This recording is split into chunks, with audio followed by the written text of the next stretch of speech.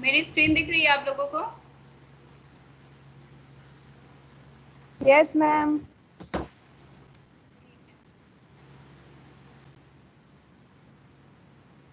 Yes ma'am दिख रही है। ठीक है, हमने टाइप्स ऑफ बजट देखा था ना कि कौन कौन से कंपोनेंट्स होते हैं। सबसे पहला कंपोनेंट कौन सा होता है? रेवेन्यू रिसिप्ट होता है। फिर दूसरा कौन सा होता है? Capital receipt. Capital receipt, then revenue expenditure और लास्ट में आता है कैपिटल एक्सपेंडिचर। ठीक है, रेवेन्यू रिसिप्ट में क्या होता है बच्चों? रेवेन्यू रिसिप्ट में कौन कौन से सोर्सेस है रेवेन्यू रिसिप्ट के? मैम टैक्स रेवेन्यू और नॉन टैक्स रेवेन्यू। टैक्स है और नॉन टैक्स रेवेन्यू है। ठीक है, रेवेन्यू रिसिप्ट में क्या होता है? ना तो कोई लाइबिलिटी बन रही है, ना ही कोई एसेट क्रिएट हो रहा है। ठीक है, ओके। तो अभी आज हमें पढ़ना है आगे का। कल जो हमने पढ़ा था उसको एक बार रिवीजन करवा देती हूँ, फिर न्यूमेरिकल्स करेंगे। कल आप लोगों ने सबने क्लास अटेंड की थी जो अभी प्रेजेंट है? Yes ma'am. मैम अंशिका ने करी थी। Yes ma'am. अच्छा, ठीक है। ठीक है, तो हमने सब बजट के बारे में पढ़ा था। एक होता है बैलेंस बजट। बैलेंस बजट में जब हमारे बजट में estimated expenditure is equal to estimated receipts, यानी कि दोनों बराबर है, खर्चा और हमारा रेवेन्यू बराबर है, then it is called balance budget. Surplus budget में क्या था बच्चों?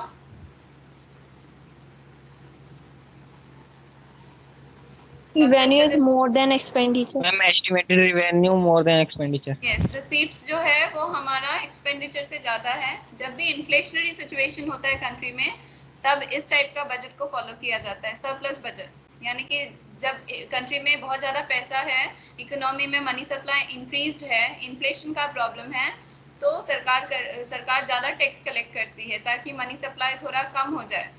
ठीक है, इसको बोलते हैं सरप्लस बजट। हमें जो पढ़ना है सिलेबस में जो है डिटेल में, that is deficit budget. What is meaning of deficit budget बच्चों?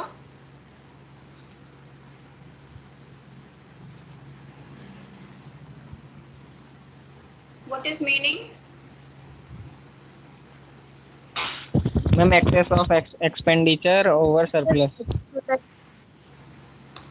यस, एक्सपेंडिचर जब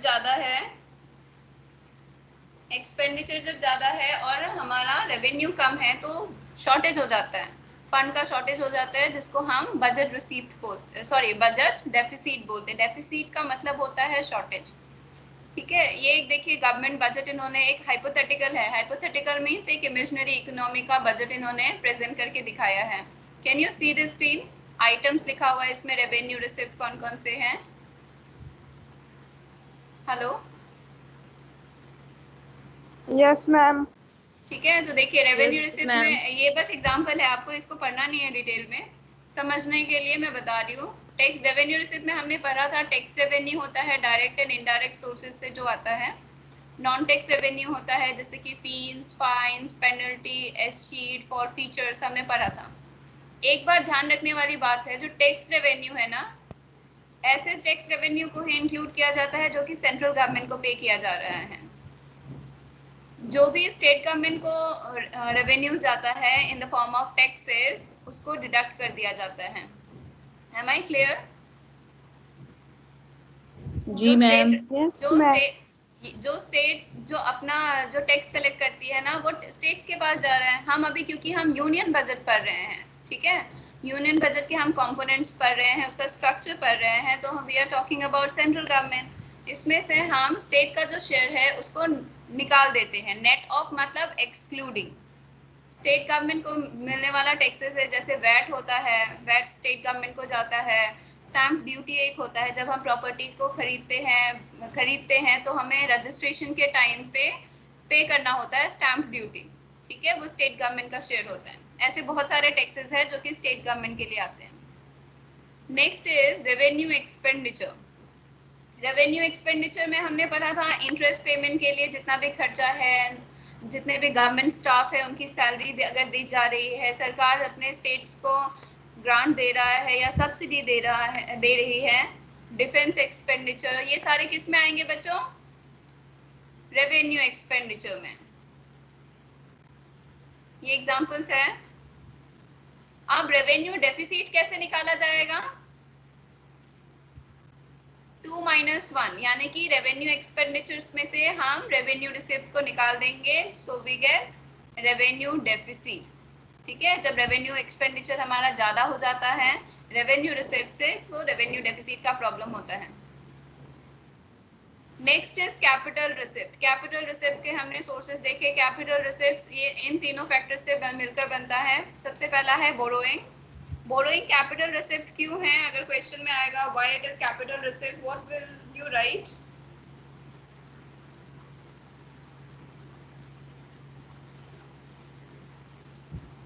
It's create a liability. क्योंकि इससे लायबिलिटी क्रिएट हो रही है। इससे लायबिलिटी क्रिएट हो रही है, हमें फ्यूचर में पे करना है। ठीक है, दूसरा क्या है? Recovery of loans. Recovery of loans का मतलब क्या होता है बच्चों? रिकवरी ऑफ लोन्स, मैम जो लोन हमने दिया था उसे वापस लेना। उसको वापस लेना। मैंने आपका एग्जांपल लिया था उस दिन, और फिर स्टेट गवर्नमेंट का भी लिया था कि राजस्थान को सरकार ने लोन दिया है तो वो उनका एसेट बन गया। ठीक है, जब लोन राजस्थान ने वापस कर दिया है तो उसको रिकवरी ऑफ लोन बोलेंगे। तो ये कैपिटल रिसिप्ट में क्यों है, रेवेन्यू रिसिप्ट में क्यों नहीं?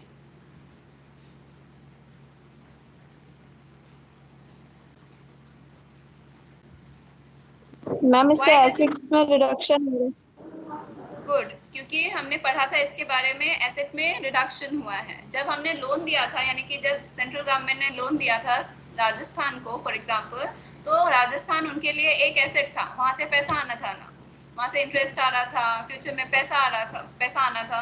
लेकिन क्योंकि उन्होंने लोन वापस कर दिया सारा, है ना, तो जो उनका एसेट था इन the form of the state Rajasthan अब कम हो गया है। So that's why it is coming in capital receipt. और भी रिसिप्ट होते हैं, मेनली पीएसयू डिसइन्वेस्टमेंट, यानी कि पब्लिक सेक्टर अंडरटेकिंग्स को जब सरकार बेचती है, अपने शेयर्स को बेचती है, तब जो पैसा आता है वो भी कैपिटल रिसिप्ट में आता है। क्यों? क्योंकि एसेट रिड्यूस हो रहा है। Any doubt? No ma'am. ठीक है, उसके बाद आता है हमारा कैपिटल एक्सपेंडिचर। जब कोई भी हमारा लाइबिलिटी रिड्यूस हो रहा है, या फिर और क्या होता है कैपिटल एक्सपेंडिचर में? हमारा एसेट क्रिएशन होता है, तब होता है capital expenditure. Can you give any example capital expenditure का?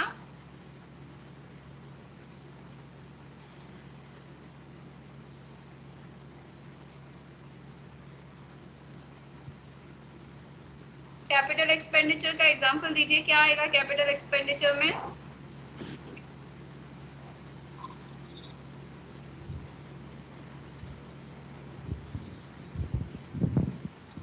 मैम जैसे गवर्नमेंट कोई कंस्ट्रक्शन का काम कर रही है, फ्लाईओवर बनाया, मेट्रो बनाया, ये सब। मैम ठीक है, हॉस्पिटल्स, बिल्डिंग्स। हॉस्पिटल्स बनाया, बिल्डिंग्स बनाया। ठीक है, तो ये कैपिटल एक्सपेंडिचर क्यों है? क्योंकि एसेट क्रिएशन हो रहा है। Am I clear? Yes ma'am. ठीक है, ठीक है। अच्छा, रीपेमेंट ऑफ लोन्स किस में आएगा बच्चों? हमने लोन दिया था, उसको रीपे कर दिया, ये भी कैपिटल एक्सपेंडिचर में आएगा।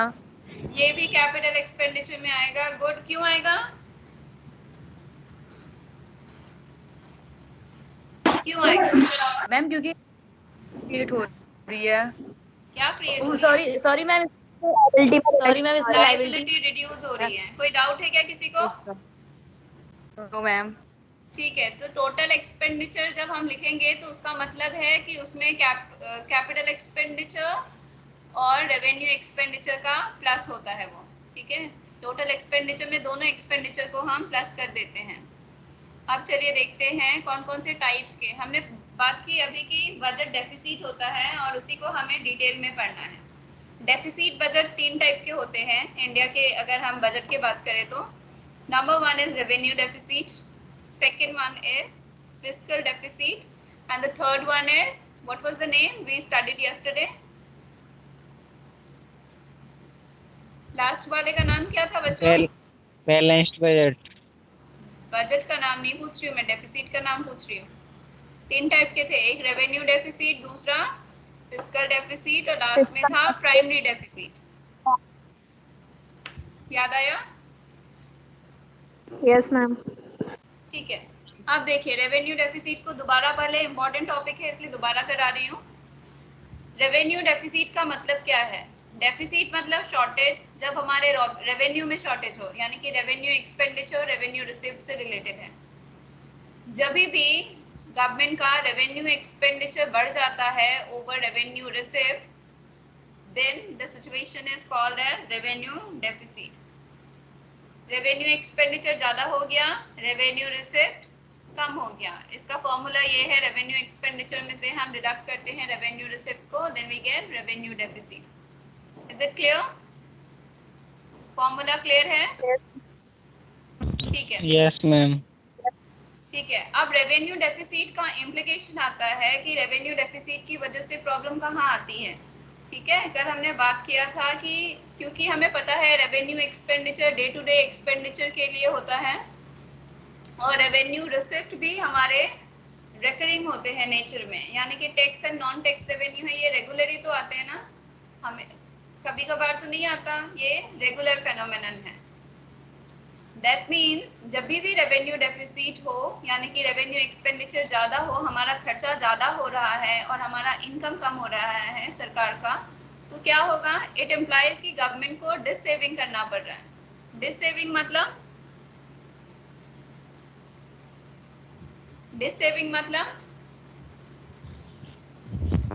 मैम जो अपनी सेविंग्स हैं उनसे मतलब काम चलाना। यस, पास्ट सेविंग से पैसे निकाल के अभी कंजम्पशन एक्सपेंडिचर में खर्चा करना पड़ रहा है, कंजम्पशन चलाने के लिए, कंट्री का कंजम्पशन चलाने के लिए पास्ट सेविंग में से निकालना पड़ रहा है। इसको डिस सेविंग बोलते हैं। ठीक है, यानी कि सेविंग का उल्टा हो रहा है, हम सेव तो नहीं कर रहे बल्कि पैसा निकाल रहे हैं हम। और एक तरीका होता है, सरकार कैसे पैसा लाती है, उनके पास पैसे कम पड़ गए हैं, खर्चा ज़्यादा है, तब क्या करेगी? डिसइन्वेस्टमेंट करती है। ठीक है, and is using up the savings of other sectors of the economy to finance a part of its consumption expenditure. This situation that the government will have to borrow. और एक उपाय हो सकता है कि सरकार बोरो करती है, कहीं से भी कर सकती है, इंडस्ट्रियलिस्ट से कर सकती है, आरबीआई से कर सकती है, फॉरेन एजेंसीज से कर सकती है, फॉरेन इंस्टीट्यूशन से कर सकती है। ठीक है, this will increase the borrowings of the government and the interest of and the burden of interest liabilities. जब सरकार बोरो करेगी तो इंटरेस्ट भी पे करना पड़ेगा, तो जैसे जैसे बोरोइंग का ज़्यादा सरकार बोरो करती है उतना ज़्यादा इंटरेस्ट लाइबिलिटीज बन जाता है। दैट मीन्स फ्यूचर में उनको इंटरेस्ट देना पड़ता है। अच्छा, रेवेन्यू डेफिसिट को रिड्यूस करने का क्या सुझाव था? Measures to reduce revenue deficit कल मैंने बताया था 2 पॉइंट में। क्या कर सकती है सरकार?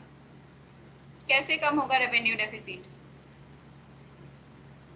सब्सिडी जो अननेसेसरी एक्सपेंडिचर है उसको कम करके, क्योंकि रेवेन्यू डेफिसिट में प्रॉब्लम कहाँ आ रही थी? खर्चा ज्यादा हो रहा था, हमारा इनकम कम हो रहा था और खर्चा ज्यादा हो रहा था। तो सबसे पहला मोटिव होगा सरकार के पास कि एक्सपेंडिचर को कम करे, अननेसेसरी जो एक्सपेंडिचर है जिसको अवॉइड किया जा सकता है थोड़े टाइम के लिए, उसको कम करे। जैसे कि सब्सिडी देना कभी थोड़ी देर टाइम के लिए कम कर सकते हैं। यहाँ पे देखिए लिखा हुआ है, जैसे expenditure on acquisition of land, नया कोई लैंड प्रॉपर्टी ना खरीदे सरकार, बिल्डिंग मशीन्स जहाँ पे भी एडजस्ट किया जा सकता है, एक्सपेंडिचर्स को अवॉइड किया जा सकता है थोड़े टाइम के लिए, वहाँ पे एक्सपेंडिचर्स को कम करें। ठीक है, ओके। और क्या कर सकती है सरकार? मैम एजुकेशन और हेल्थ की सर्विसेज। हाँ, एजुकेशन उन पे भी थोड़े टाइम के लिए कम कर सकती है एक्सपेंडिचर, लेकिन उससे अल्टीमेटली कौन अफेक्टेड हो रहा है? जनरल पब्लिक, कि उनको बेनिफिट नहीं मिल रहा है सरकार के जो प्लान्स एंड पॉलिसीज थे बेटर पब्लिक वेलफेयर के, क्योंकि खर्चा कम हो रहा है तो पब्लिक वेलफेयर मेजर्स में भी कमी आएगी, जो कि सिटीजन्स के लिए, जो poor sections of the society हैं उनके लिए बेनिफिशियल नहीं होगा, और ये एडवर्स इफेक्ट लाएगी लोगों के वेलफेयर के ऊपर। Am I clear?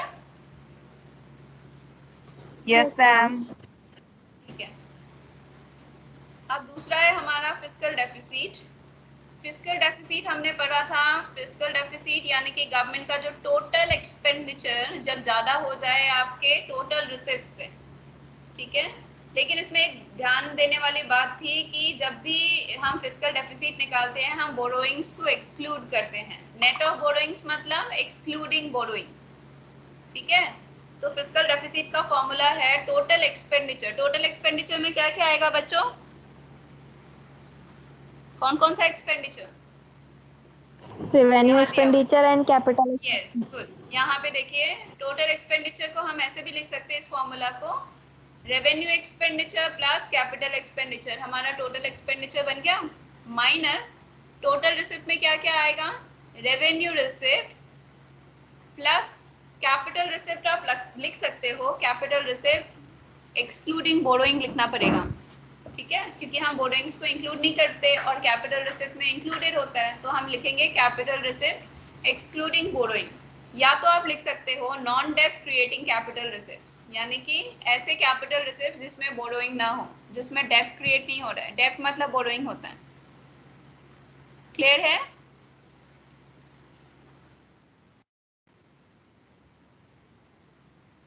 Yes ma'am. ठीक है। ऐसा क्यों किया जा रहा है, हम बोरोइंग्स को क्यों एक्सक्लूड कर रहे हैं? क्योंकि फिस्कल डेफिसिट का मतलब ही होता है कि जब भी सरकार को फिस्कल डेफिसिट हुआ, यानी कि खर्चे ज्यादा है और रिसिप्ट कम है, तो सरकार के पास अल्टीमेटली ऑप्शन क्या है? बोरोइंग, ठीक है। तो जब भी हम फिस्कल डेफिसिट निकालते हैं उसका वैल्यू और बोरोइंग का वैल्यू सेम होता है। देखिए आपको एग्जाम में कभी कभी आता है कि फिस्कल डेफिसिट फाइंड आउट करना है और साथ में बोरोइंग का भी वैल्यू दिया हुआ है, एक न्यूमेरिकल करेंगे उसमें पता चल जाएगा। तो फिस्कल डेफिसिट उतना ही आएगा जितना आपका बोरोइंग का वैल्यू है। अगर 15,000 बोरोइंग्स है तो फिस्कल डेफिसिट कितना होगा मैम 15,000।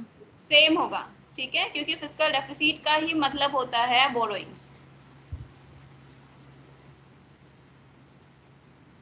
ऐसे भी आ सकता है, आपको ऑप्शन में दिया रहता है कि बोरोइंग्स में इतने सारे बोरोइंग्स दे दिए रहेंगे, टर्म दे दिया रहेगा, आपको चुनना है। तो आप क्या करोगे, तीनों को ऐड कर दोगे, जितने भी बोरोइंग्स है तीनों को ऐड कर दोगे, जितना वैल्यू आएगा वो हमारा होगा फिस्कल डेफिसिट। ये फॉर्मूला लिख लीजिएगा, वही है, थोड़ा सा एडजस्टमेंट करके लिखा हुआ है। एक बात जो ध्यान देने वाली है, revenue deficit is a part of the fiscal deficit, ठीक है, क्योंकि फिस्कल डेफिसिट में टोटल एक्सपेंडिचर, टोटल रिसिप्ट को एक्सक्लूडिंग बोरोइंग, टोटल रिसिप्ट होता है उसमें, which is a wider concept. Revenue deficit में बस रेवेन्यू एक्सपेंडिचर और रेवेन्यू रिसिप्ट के बारे में होता है। सो विच वन इज वाइडर, आप बताइए, सोच के बताइए कौन सा वाइडर है, कौन सा बड़ा कॉन्सेप्ट है? Ma'am fiscal deficit. Fiscal deficit होगा क्योंकि इसमें रेवेन्यू यस मैम। एक्सपेंडिचर भी टोटल लिया है, इसमें टोटल एक्सपेंडिचर है, टोटल रिसिप्ट है।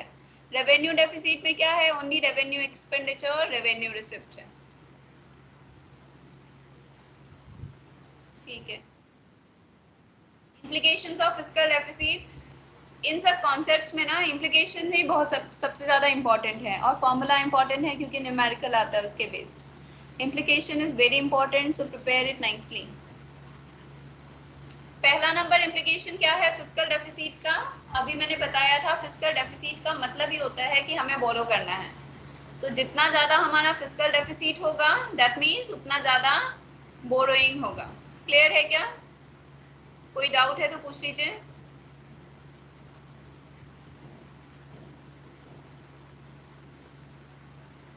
हेलो,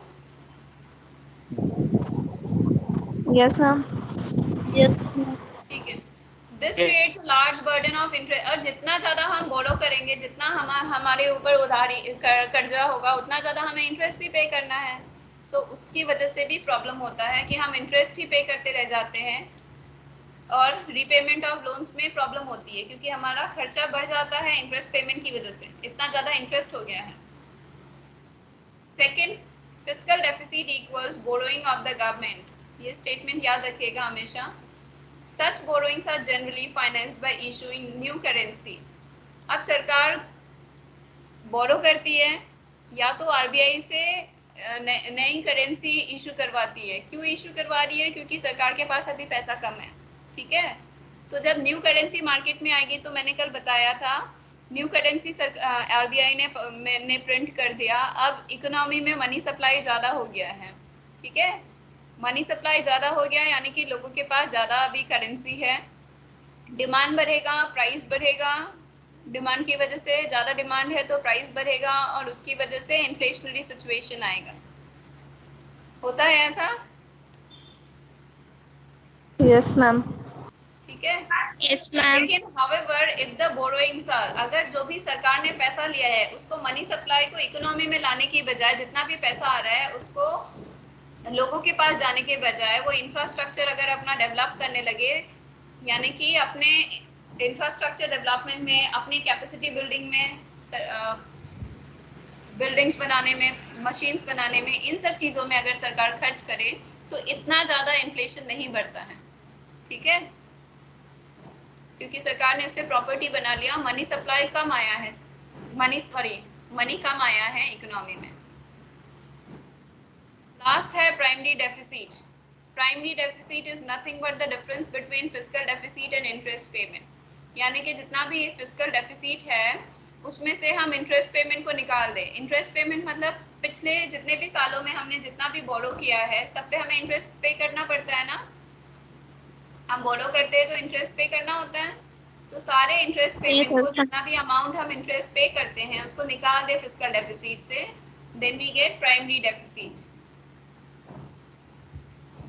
ठीक है, primary deficit indicates borrowing requirement of the government, की सरकार को कितना बोरो करना है, किस लिए बोरो करना है, क्योंकि सरकार को इंटरेस्ट पे करना है ऑन पास्ट डेट्स।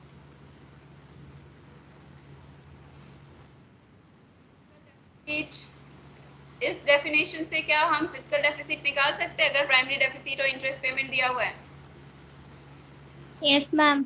यहाँ पे देखिए एडजस्ट करके हम निकाल सकते हैं। फिस्कल डेफिसिट आ जाएगा इधर प्राइमरी, और इसका फॉर्मूला क्या हो जाएगा, primary deficit plus interest payment. ये बात ध्यान रखने वाली है, इसको पढ़ लीजिएगा, नोट्स में अच्छे से लिख लीजिएगा।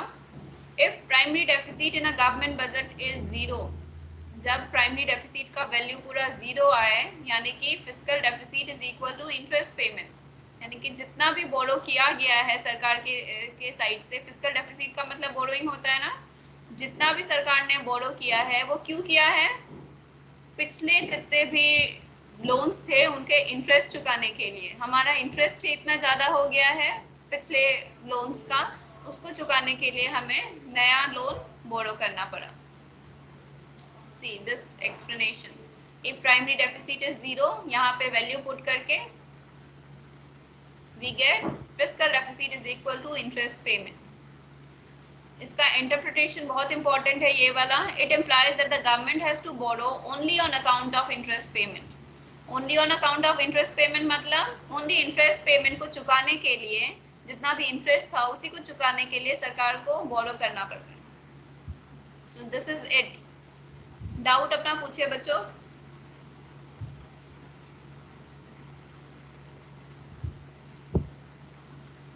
डाउट है? No, ma'am.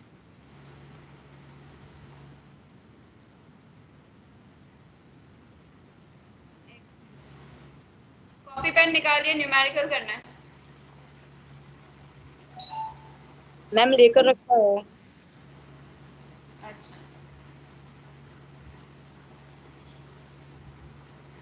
चलिए पहला क्वेश्चन करते हैं। फॉर्मूला एक बार ध्यान रखिएगा, अगर फॉर्मूला याद ना आए तो देख सकते हैं। ये 2018 के सैम्पल पेपर में आया था क्वेश्चन, इजी है, मैं आंसर नहीं बताऊंगी। आप पहले बताइए, यहाँ पे फिस्कल डेफिसिट आपको कैलकुलेट करना है। दिख रहा है क्वेश्चन सबको?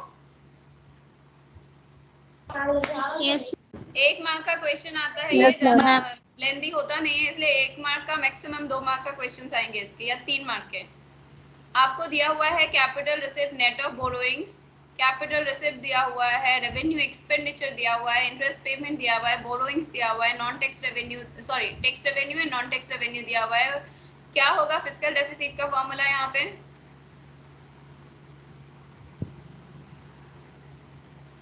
फिस्कल डेफिसिट कितना आएगा, फॉर्मूला क्या लगाएंगे,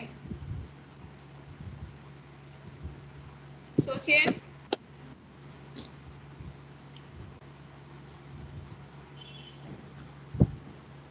फिस्कल डेफिसिट का कॉन्सेप्ट याद कीजिए। सबके पास किताब है अभी? Ma'am total expenditure minus total receipt net of borrowing. Total fiscal deficit is equal to total receipt net of borrowing. Total expenditure का है आपका? नहीं, ये फॉर्मूला नहीं है। मैंने एक बात बताई थी, एक इम्पॉर्टेंट पॉइंट जो आप मिस कर रहे हो सभी लोग। Fiscal deficit is equal to borrowings मैंने बताया था। Yes, ma'am. Yes, ma'am. तो यहाँ पे बोरोइंग्स दिया हुआ है अलग से। Yes, ma'am. तो हमें कहीं और देखने की जरूरत नहीं है। Deficit is equal to borrowings, इतना इजी है, 1 मार्क का है ये। कल भी मैंने बताया था आपको, फिस्कल डेफिसिट अगर आपको दिया हुआ है निकालना और सारे कंपोनेंट्स दिए हुए, साथ में बोरोइंग्स भी अलग से दिया हुआ है, तो आपको सीधा कहीं और नहीं देखना। बोरोइंग्स अगर दिया हुआ है तो आपको बोरोइंग्स का वैल्यू लिख देना है। अगर बोरोइंग नहीं दिया हुआ है तब आपको जाके वैल्यूज निकालना है फॉर्मूला प्लॉट करके, क्योंकि फिस्कल डेफिसिट का मतलब ही होता है बोरोइंग। सरकार को बोरो करना है फिस्कल डेफिसिट की वजह से। Is it clear? Yes, ma'am. Easy है। नेक्स्ट करते हैं, चलिए।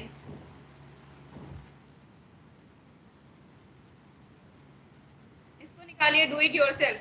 इन a government budget revenue deficit is 50,000 crore, borrowings are 75,000 crore। How much is the fiscal deficit? Easy है, जल्दी बताइए कैसे होगा। Ma'am, 75,000 crore. क्यों होगा? 75। Ma'am, borrowing की मैम equal क्योंकि होगा. Fiscal deficit equals to fiscal borrowing. Deficit का, हाँ, fiscal deficit is equal to borrowing, that's why. Easy है, लेकिन कॉन्सेप्ट अगर याद नहीं है so you may get confused. 1 mark का है। देखिए दूसरा, देखिए पहले एग्जांपल में समझा देती हूँ, उसके बाद डू इट योरसेल्फ वाला आप कीजिएगा। दूसरा देखिए, अ government budget shows a primary deficit of rupees 4400 crore। दिखा? क्वेश्चन दिख रहा है? Yes Yes, ma'am. Ma'am. Primary deficit का वैल्यू दे के रखा है। प्राइमरी डेफिसिट का फॉर्मूला पता होना चाहिए। प्राइमरी डेफिसिट का फॉर्मूला होता है fiscal deficit minus interest payment. ठीक है, यहाँ पे आपको रेवेन्यू एक्सपेंडिचर और इंटरेस्ट पेमेंट दिया हुआ है 400 crore, यानी कि जितना भी इंटरेस्ट पेमेंट है वो 400 crore है। आपको फिस्कल डेफिसिट निकालना है। Can we take it out? Yes, ma'am. Easy है। फॉर्मूला में आप डायरेक्ट भी प्लॉट कर सकते हो। फिस्कल डेफिसिट आप लिख सकते हो primary deficit plus interest payment, या तो अगर याद नहीं है तो प्राइमरी डेफिसिट से निकाल के कीजिएगा। इन सब न्यूमेरिकल्स को नोटबुक में करना है। मैं पीडीएफ भेज दूंगी, आपको करना है सबको नोटबुक में। नेक्स्ट करें। हिमांशु की आवाज नहीं आ रही मुझे। इसको कीजिए बच्चों, डू इट योरसेल्फ वाला कीजिए। This one, do it Ma'am, quickly. 4,000 crore. Ma'am, 4,000 crore. 4000 सबका निकला। फॉर्मूला क्या लगाया? Yes, ma'am. Ma'am, primary deficit plus interest payment. पूरा बोलिए। Fiscal deficit equals to primary deficit plus interest payment. हम्म, ठीक है, सबका यही निकला। फॉर्मूला लगाया आपने सबने? Yes, ma'am. ठीक है, ठीक है। ऐसे क्वेश्चंस आते हैं 1 मार्क के। नेक्स्ट देखिए, क्वेश्चन नंबर 3, ये वाला क्वेश्चन मैं करा रही हूँ।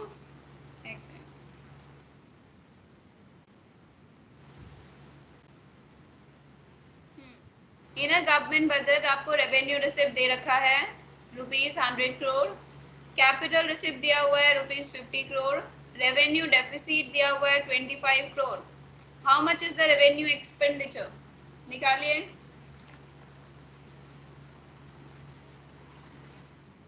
समझा देती हूँ। रेवेन्यू डेफिसिट वाला फॉर्मूला लगेगा इसमें। पहला जो हमने डेफिसिट पढ़ा था, revenue deficit is equal to revenue expenditure minus revenue receipts. किसका वैल्यू नहीं दिया बच्चों? Revenue expenditure. Revenue revenue receipt का वैल्यू दिया हुआ है, रेवेन्यू डेफिसिट का भी वैल्यू दिया हुआ है। कैपिटल रिसिप्ट का वैल्यू चाहिए क्या? नो कोई मैम। काम का नहीं है, ये कंफ्यूज करने के लिए दिया हुआ है। हमें रेवेन्यू एक्सपेंडिचर निकालना है, इन दोनों से निकल जाएगा। कोई दिक्कत समझने में? No ma'am. इसको किया सबने? Yes ma'am. Yes ma'am. Yes ma'am. It yourself वाला कीजिए। अपनी किताब बंद करके रखिएगा।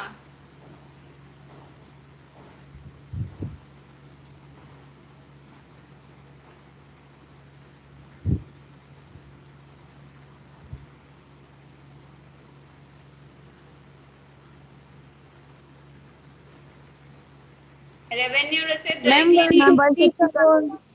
मैम 150 करोड़। 150 मैम करोड़। 150 150 करोड़। करोड़। 150 सबका आ रहा है 150। Yes ma'am. इसमें क्या था, इसमें आपको रेवेन्यू रिसिप्ट डायरेक्टली नहीं दिया है, उसके लिए आपको tax receipt, tax revenue receipt और नॉन टैक्स रेवेन्यू करना पड़ेगा। किया था सबने? Yes ma'am. रेवेन्यू डेफिसिट दिया हुआ है, रेवेन्यू एक्सपेंडिचर निकालना है। इजी क्वेश्चंस है, ऐसे कर लेना। ये देखिए 2011 में आया था सीबीएसई के एग्जाम में। रेवेन्यू डेफिसिट निकालना है आपको, फिस्कल डेफिसिट निकालना है। 4 नंबर का था, अगर 3 एक साथ आए तो ये 4 नंबर के आते हैं। फिस्कल डेफिसिट भी निकालना है। फिस्कल डेफिसिट बताइए कितना होगा?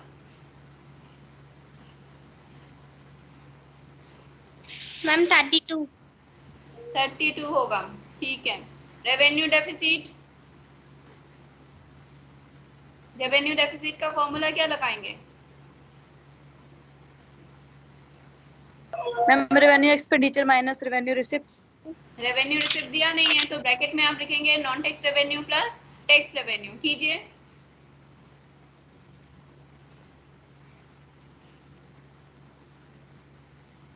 मैम 23। मैम 23। अच्छा, अभी आंसर चेक कर लेते हैं। प्राइमरी डेफिसिट कैसे निकालेंगे? फिस्कल डेफिसिट तो दिया ही नहीं है। Ma'am fiscal deficit minus interest payment. Fiscal deficit तो दिया ही नहीं ना, कहाँ दिया है, दिख रहा है? मैम बोरोइंग के इक्वल। हाँ गुड, बोरोइंग्स के इक्वल होगा। सबका आंसर मैच हो रहा है?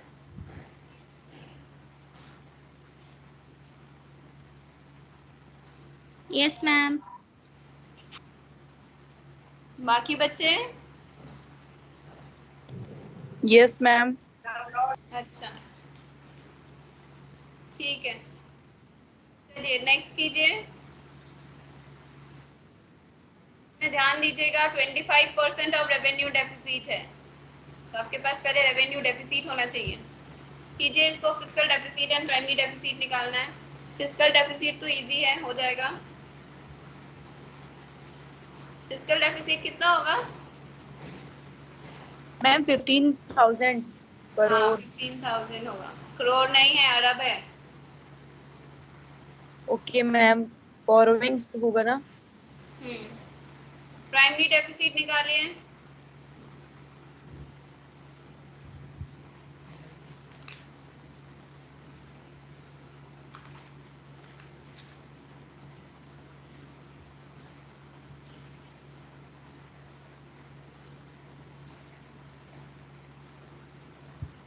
प्राइमरी डेफिसिट निकालने के लिए आपको फिस्कल डेफिसिट चाहिए जो कि बोरोइंग से मिल जाएगा, माइनस इंटरेस्ट पेमेंट चाहिए।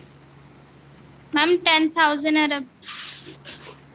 10,000 अरब।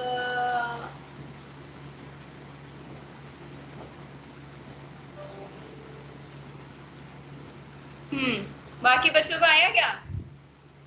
Yes ma'am. रेवेन्यू डेफिसिट कितना आया? मैम रेवेन्यू डेफिसिट 20,000 है। 20,000 आया, गुड। सबका आया 20,000। Yes ma'am. बाकी बच्चों की आवाज नहीं आ रही मुझे। ठीक है, आ गया आंसर? दोनों मैच हो रहा है? 10,000 और 15,000? Yes ma'am. मैं टाइपिंग मिस्टेक है, ये अरब ऊपर दिया हुआ है, करोड़ दिया हुआ है, जो यहाँ पे दिया रहता है ना वैल्यू, उसी से करते हैं। अब देखिए न्यूमेरिकल 5 है।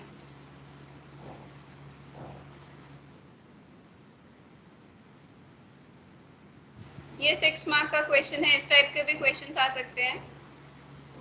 From the following data of the about government budget find revenue deficit आपको पता करना है, फिस्कल डेफिसिट पता करना है, फिर प्राइमरी डेफिसिट पता करना है। ठीक है, तो सबसे पहले टैक्स रेवेन्यू दिया हुआ है, ऐसे सारे कंपोनेंट्स दिए हुए हैं। रेवेन्यू डेफिसिट का फॉर्मूला पता होगा सबको, इजी है। Yes ma'am. ठीक है, लेकिन इसमें रेवेन्यू रिसिप्ट डायरेक्टली दिया है क्या? No no ma'am, ma'am. नहीं दिया दिया हुआ हुआ है? है। नहीं दिया हुआ है, तो देखिए सोल्यूशन देखिए एक बार, आपको आइडिया मिल जाएगा नेक्स्ट खुद से करने के लिए। रेवेन्यू रिसिप्ट नहीं दिया हुआ है, तो इन्होंने टैक्स रेवेन्यू डायरेक्टली दिया है, टैक्स रेवेन्यू जोड़ दिया, ये रहा टैक्स रेवेन्यू दिया हुआ है। नॉन टैक्स रेवेन्यू कहीं दिख रहा है यहाँ पे डायरेक्टली दिया हुआ? नो सीधे मैम। नहीं दिया है। ठीक है, अब नॉन टैक्स रेवेन्यू में हमारा interest, dividend, profit, fees and fine सारा कुछ होता है ना। चलिए देखते हैं नॉन टैक्स रेवेन्यू का कौन सा कंपोनेंट है। ये नहीं है। Interest received by the government on net domestic lending can be included? Yes ma'am, ये है। ठीक है, गुड, इसको हम इंक्लूड करेंगे नॉन टैक्स रेवेन्यू में। Dividend and profits on investment can be included in non tax revenue? Yes ma'am, include करेंगे। इसको करेंगे। ठीक है, नहीं आएगा, कैपिटल एक्सपेंडिचर नहीं आएगा, proceeds from sale of shares in PSUs नहीं आएगा, ये कैपिटल रिसिप्ट में जाएगा। Interest payment on accumulated debts ये भी नहीं आएगा, ये हमारा रेवेन्यू एक्सपेंडिचर में आएगा। ठीक है, तो ये दोनों कंपोनेंट्स मिलके हमारा क्या बना? नॉन टैक्स रेवेन्यू, जो कि यहाँ पे लिखा है। Am I clear? जी मैम। में सारे कंपोनेंट्स मिल गए, रेवेन्यू एक्सपेंडिचर, रेवेन्यू रिसिप्ट। अब हम सीधा आंसर निकालेंगे, तो हमारा आएगा ₹774 करोड़। फिस्कल डेफिसिट में यहाँ पे डायरेक्टली बोरोइंग नहीं दिया हुआ है, तो हर बार जो हम क्वेश्चन में निकालते थे कि fiscal deficit is equal to borrowing, directly नहीं दिया हुआ है, तो हमें फॉर्मूला पुट करके निकालना है। ठीक है, फॉर्मूला लिखेंगे जो कि हमने अभी पढ़ा है, total expenditure minus total receipt excluding borrowings. कभी कभी नेट ऑफ बोरोइंग्स भी लिखा रहता है, that is the same thing. अब टोटल एक्सपेंडिचर भी एक साथ नहीं दिया हुआ है, दिया है क्या? देखिए यहाँ पे टोटल एक्सपेंडिचर कहीं दिख रहा है? No ma'am. नहीं दिया है, तो हम क्या करेंगे? हम उसके कंपोनेंट्स लेंगे। पहला कंपोनेंट होता है टोटल एक्सपेंडिचर का रेवेन्यू एक्सपेंडिचर, दूसरा क्या होता है? Capital expenditure. Capital expenditure. ठीक है, दोनों को ऐड करेंगे, हमारा निकल गया टोटल एक्सपेंडिचर मिल गया, minus total receipt excluding borrowing. तो यानी कि इसमें क्या क्या आएगा? इसमें हमारा आएगा रेवेन्यू रिसिप्ट जो अभी हमने निकाला था, रेवेन्यू रिसिप्ट निकाला था ना हमने, यस मैम। 2037 आया था हमारा। ठीक है, plus non debt creating receipt. Non debt creating receipt कहाँ है बच्चों? नॉन डेट क्रिएटिंग रिसिप्ट में कौन कौन सा आएगा? जिसमें डेट लाइबिलिटी नहीं बन रही है। कौन कौन सा कैपिटल रिसिप्ट है जिसमें लाइबिलिटी नहीं बन रही है? Ma'am recovery of loan. Recovery of loan में कोई लाइबिलिटी नहीं बन रही है। और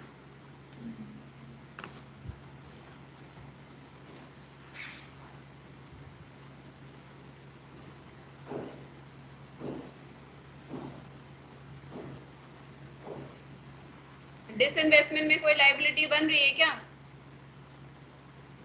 नो मैम। डिसइन्वेस्टमेंट मतलब सरकार ने अपने जो पब्लिक सेक्टर अंडरटेकिंग्स के शेयर थे उसको बेच दिया और उससे जो पैसा आ रहा है, कैपिटल रिसिप्ट का पार्ट है।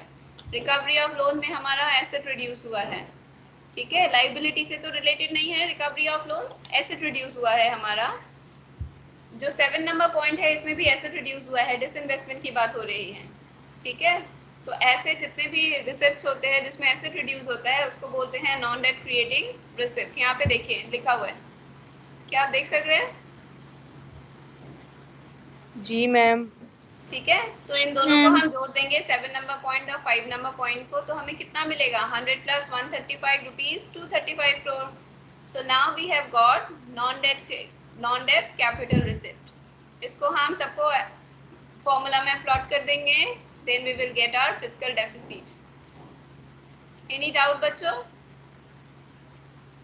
No ma'am. No ma'am. Primary deficit हो जाएगा। समझ आ यस रहा है? Ma'am. Primary deficit, fiscal deficit हमें मिल गया yes ma'am. Minus interest payment.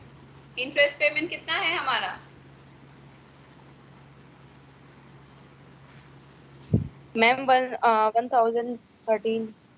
1013 है, उसमें से हमें जितना इंटरेस्ट हमें मिला है उसको हम डिडक्ट कर देंगे, then we will get this value. इसको खुद से कीजिए, डू इट योरसेल्फ वाला कीजिए खुद से। ये कीजिए, ये 2011 में आया था, ये हमने कर लिया है क्या? ऐसा क्वेश्चन किया हमने? No ma'am. कीजिए, आंसर बताइए मुझे।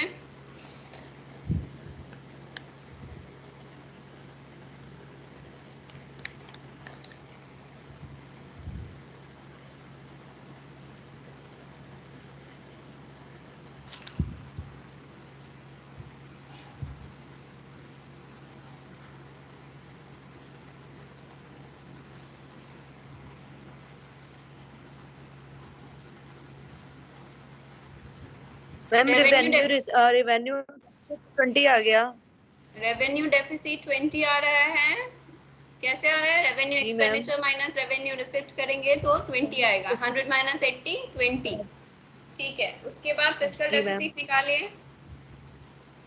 एक्सक्लूड कीजिएगा, बोरोइंग को एक्सक्लूड कीजिएगा। इसमें ऑलरेडी दिया हुआ है capital receipt net of borrowings दिया हुआ है, कोई दिक्कत नहीं है, डायरेक्टली प्लॉट करेंगे इसको।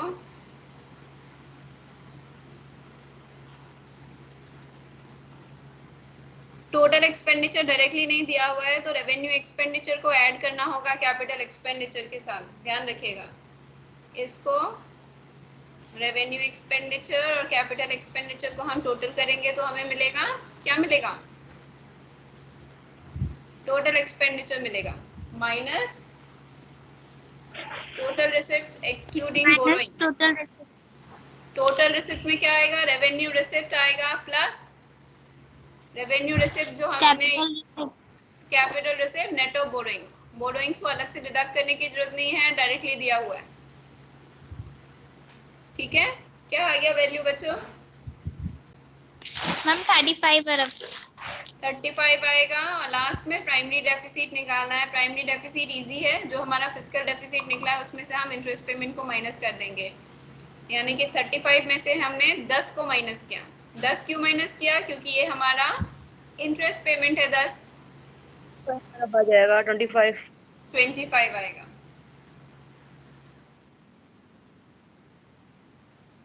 ठीक है, ये दो लास्ट क्वेश्चन है, उसके बाद सारे क्वेश्चंस हमने कर लिए हैं। बोर्ड के क्वेश्चंस में भेज दूंगी आपको, 2020 में जितने भी क्वेश्चंस आए थे। उसके बाद हमारा ये चैप्टर खत्म। आज वैसे ओवर हो गया, क्वेश्चंस मैं भेज दूंगी प्रैक्टिस के लिए। Numerical number 6, try to understand. Primary deficit calculate करना है, 3 मार्क्स का क्वेश्चन होगा ऐसा। देखिए, कोई दिक्कत है? इजी सा है।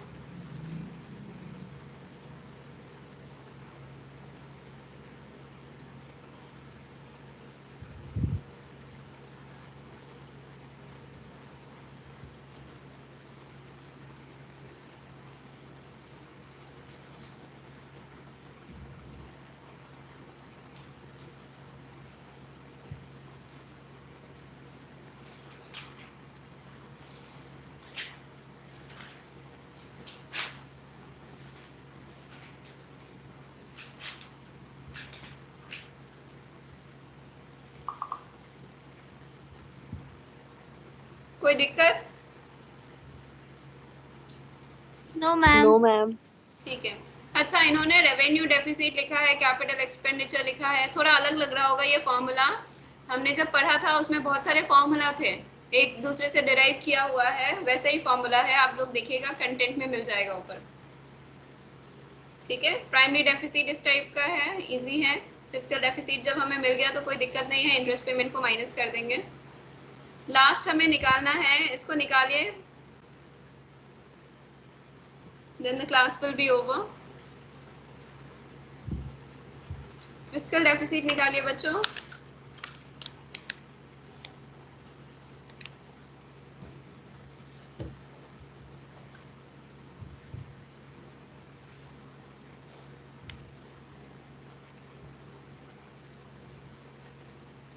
अभी जैसे ऊपर क्वेश्चन किया था उसी से मिलता जुलता है।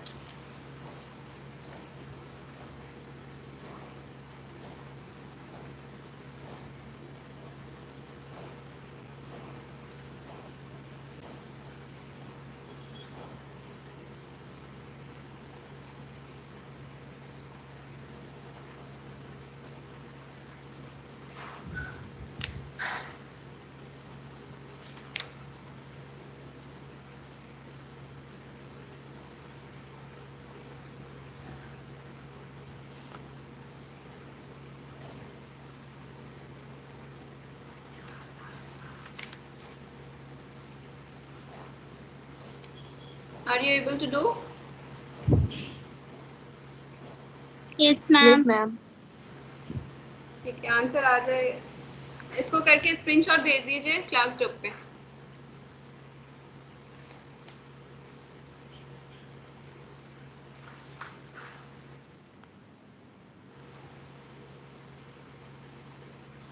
ठीक है, ये आपका होमवर्क है, इसको करके क्लास ग्रुप पे भेज दीजिए। I'm stopping the Okay, ma'am. recording।